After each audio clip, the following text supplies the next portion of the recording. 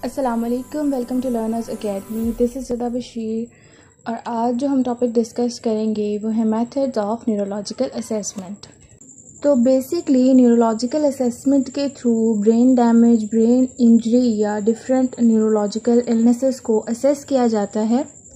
इसके अलावा formal assessment के लिए डिफरेंट न्यूरोलॉजिकल टेस्ट अप्लाई किए जाते हैं और इंडिविजुअल की कॉग्निटिव फंक्शनिंग और उसके बिहेवियर को भी असेस किया जाता है। मिलर के अकॉर्डिंग न्यूरोलॉजिकल असेसमेंट के 3 बेसिक गोल्स हैं, जिनमें सबसे पहला जो गोल है वो डायग्नोसिस है, मींस किसी भी प्रॉब्लम की नेचर को डिटरमिन करना।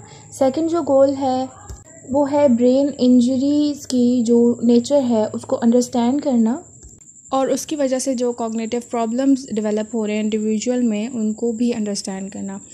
लास्ट जो इसका गोल है वो ये है कि न्यूरोलॉजिकल असेसमेंट इसलिए भी की जाती है कि टाइम के साथ साथ इंडिविजुअल की जो फंक्शनिंग में चेंज आ रहा है उस चेंज को मेजर किया जा सके। Neuropsychological assessment basically different areas of functioning को इवेलुएट करने के लिए, असेस करने के लिए यूज़ की जाती है। इसमें जस्ट इंडिविजुअल की इंटेलिजेंस या अचीवमेंट को मेजर या एग्जामिन नहीं किया जाता, बल्कि डिफरेंट सेटिंग्स में वो किस तरह से परफॉर्म कर रहा है इसको भी एग्जामिन किया जाता है। अब न्यूरोसाइकोलॉजिकल असेसमेंट के थ्रू हमें पेशेंट या उसके प्रॉब्लम से रिलेटेड क्या क्या इंफॉर्मेशन मिल सकती है। तो सबसे पहले तो न्यूरोलॉजिकल असेसमेंट के थ्रू हम एक डिसऑर्डर को दूसरे डिसऑर्डर से डिफ्रेंशिएट कर सकते हैं और उसकी नेचर को अंडरस्टैंड कर सकते हैं।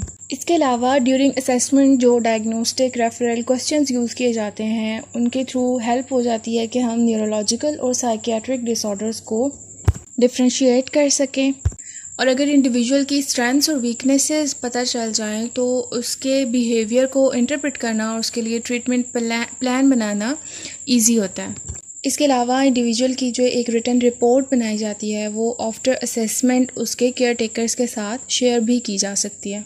उसके बाद कुछ अप्रोचेस आ जाती हैं जो कि न्यूरोलॉजिकल एवेल्यूएशन में यूज़ की जाती हैं, जिनमें सबसे पहले आ जाता है लेवल ऑफ परफॉर्मेंस। इस अप्रोच में इंडिविजुअल पे या पेशेंट पे वो टेस्ट्स अप्लाई किए जाते हैं जो कि सेरिब्रल इम्पेयरमेंट से रिलेटेड हों और उस टेस्ट पे जो इंडिविजुअल के स्कोर आते हैं उनको नॉर्मेटिव लेवल से कंपेयर किया जाता है ताकि ब्रेन डैमेज्ड इंडिविजुअल और नॉन ब्रेन डैमेज्ड इंडिविजुअल को डिफ्रेंशिएट किया जा सके। Next approach is pattern analysis. Pattern analysis approach में पेशेंट पे एक बैटरी ऑफ टेस्ट अप्लाई की जाती है जो कि तमाम टेस्ट जिसमें हायर कॉर्टिकल फंक्शनिंग से रिलेटेड होते हैं और उसके बाद न्यूरोसाइकोलॉजिस्ट ये ऑब्ज़र्व करता है कि किस टेस्ट पे पेशेंट ने पुअरली परफॉर्म किया है और किस टेस्ट पे उसके स्कोर्स अच्छे हैं। उसके बाद आ जाते हैं पैथोग्नोमोनिक साइंस। तो पैथोग्नोमोनिक साइंस के थ्रू पेशेंट अपने जो ऑर्गेनिक ब्रेन डिसऑर्डर्स हैं उनको मैनिफेस्ट करता है, like visual field deficit, special in attention या फिर एप्रेक्सिया या Alexia. Next approach is right left differences. Right left difference approach में कुछ ऐसे टास्क्स इन्वॉल्व होते हैं जिनमें पेशेंट ने अपनी बॉडी की दोनों साइड्स को यूज़ करके वो टास्क परफॉर्म करना होता है या पार्टिसिपेट करना होता है उसमें, और क्लिनिशियन फिर उस परफॉर्मेंस के अकॉर्डिंग पेशेंट के टेस्ट स्कोर्स को एग्जामिन करता है। फॉर एग्जांपल इंडिविजुअल को एक ऐसा टास्क दिया जाता है जो कि उसने अपने डोमिनेंट हैंड से भी परफॉर्म करना होता है और नॉन डोमिनेंट हैंड से भी परफॉर्म करना होता है। न्यूरोसाइकोलॉजिकल असेसमेंट के डिफरेंट यूजेस हैं, like diagnostic clarification. For example अगर कोई कॉम्प्लेक्स या कंफ्यूजिंग केस है तो ऐसे केसेस में न्यूरोसाइकोलॉजिकल असेसमेंट्स को यूज़ किया जाता है ताकि ये देखा जा सके कि इन केसेस में न्यूरोलॉजिकल कंडीशंस कंट्रीब्यूट कर रही हैं या नहीं। इसके अलावा न्यूरोसाइकोलॉजिकल असेसमेंट चेंज को मेजर करने में भी हेल्पफुल होती है, लाइक अगर कोई इंडिविजुअल प्रोग्रेस कर रहा है, रिकवर कर रहा है या उसके मेंटल स्टेटस में कोई डिक्लाइन आ रहा है तो इन तमाम चेंजेस को हम न्यूरोसाइकोलॉजिकल असेसमेंट के थ्रू असेस कर सकते हैं। इसके थ्रू इंडिविजुअल की कॉग्निटिव स्ट्रेंथ्स और वीकनेसेस को भी इवेलुएट किया जा सकता है और उसकी फंक्शनिंग को भी ऑब्जर्व किया जा सकता है। न्यूरोसाइकोलॉजिकल असेसमेंट में डिफरेंट एप्लीकेशंस या इंटरवेंशंस भी यूज़ की जाती हैं, जिनमें आ जाती है वोकेशनल इंटरवेंशन। वोकेशनल इंटरवेंशंस के थ्रू न्यूरोसाइकोलॉजिस्ट ये इवेलुएट करता है कि क्या पेशेंट दोबारा से अपने काम को कंटिन्यू कर सकता है या रीजॉइन कर सकता है, और अगर रीजॉइन कर सकता हो तो उसको फैसिलिटेट किया जाता है। उसके बाद आ जाती है एकेडमिक इंटरवेंशंस। तो एकेडमिक इंटरवेंशंस के through special education programmes develop किए जाते हैं, प्लान किए जाते हैं ताकि इंडिविजुअल की नीड्स को फुलफ़िल किया जा सके। Next is family interventions.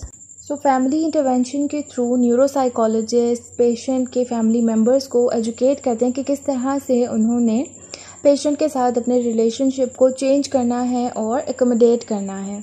Last में आ जाते हैं कॉम्पिटेंसी इश्यूज़। तो न्यूरोसाइकोलॉजिकल टेस्ट्स के थ्रू एक इंडिविजुअल की ओवरऑल कॉम्पिटेंसी को डिटर्मिन करना बहुत ईजी होता है। नेक्स्ट आ जाते हैं मेथड्स ऑफ न्यूरोसाइकोलॉजिकल असेसमेंट, जिसमें सबसे पहला है मेडिकल हिस्ट्री। इसमें पेशेंट के तमाम मेडिकल रिकॉर्ड्स आ जाते हैं। Next is clinical interview. तो क्लिनिकल इंटरव्यू में इंडिविजुअल के कॉग्निटिव, सेंसरी मोटर और न्यूरोलॉजिकल कंप्लेंट्स को रिव्यू किया जाता है और समटाइम्स फैमिली मेम्बर्स को भी इंटरव्यू किया जाता है। फिर आ जाता है बिहेवियरल ऑब्जर्वेशंस। तो बिहेवियरल ऑब्जर्वेशंस में इंडिविजुअल के मोटर फंक्शंस, उसकी स्पीच, मोटिवेशन, इमोशंस और ह्यूमर को क्वालिटेटिवली असेस किया जाता है।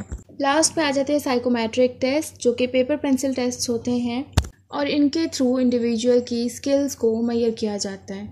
अब न्यूरोसाइकोलॉजिकल असेसमेंट के रिजल्ट्स को इंटरप्रेट कैसे किया जाता है, तो इसमें सबसे पहले न्यूरोसाइकोलॉजिस्ट ने जितना भी डेटा कलेक्ट किया होता है पेशेंट का, उस तमाम डेटा को इंटीग्रेट किया जाता है। उसके बाद एक समरी रिपोर्ट बनाई जाती है और उस रिपोर्ट के थ्रू फिर पेशेंट को डायग्नोसिस दिया जाता है। बेसिकली न्यूरोसाइकोलॉजिस्ट टेस्ट डेटा को डिफरेंटली इंटरप्रेट करते हैं। या तो पेशेंट के लेवल ऑफ परफॉर्मेंस को नॉर्मेटिवली इंटरप्रेट किया जाता है, मींस किसी भी रेफरेंस ग्रुप के साथ कंपेयर किया जाता है। इसके अलावा अगर 2 टेस्ट अप्लाई किए हैं पेशेंट पे और दोनों टेस्ट के स्कोर्स में डिफरेंस आ रहा है तो इट मींस के पेशेंट को कोई प्रॉब्लम है। इसके अलावा टेस्ट स्कोर्स का पैथोग्नोमोनिक एनालिसिस भी किया जाता है, जिसके थ्रू जो न्यूरोलॉजिकल इंजरीज़ या इम्पेयरमेंट्स हैं वो खुद ही पता चल जाती हैं।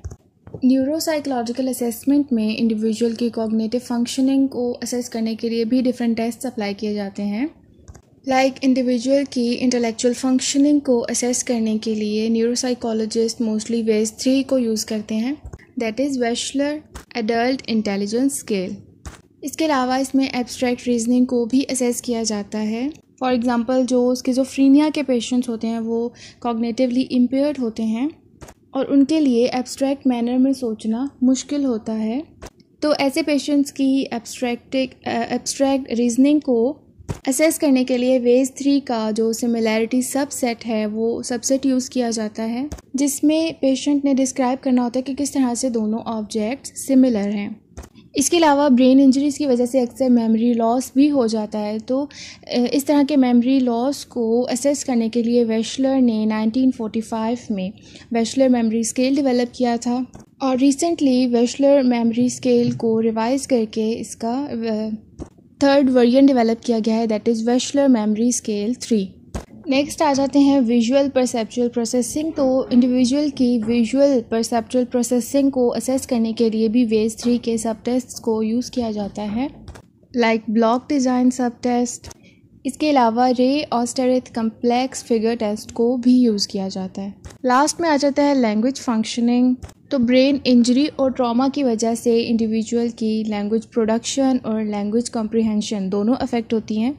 तो इसके लिए जो टेस्ट यूज़ किए जाते हैं उसमें पेशेंट ने वर्ड्स को रिपीट करना होता है, डिफरेंट फ्रेजेस सेंटेंसेस को रिपीट करना होता है।